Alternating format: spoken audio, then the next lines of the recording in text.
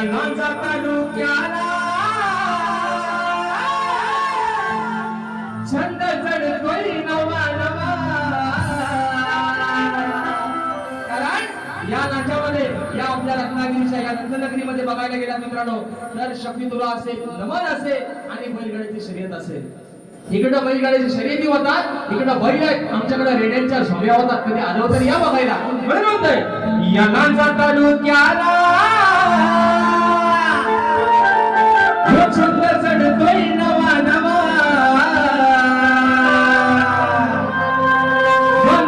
एकच हा बैलगाडा या शर्यतीचा हवा.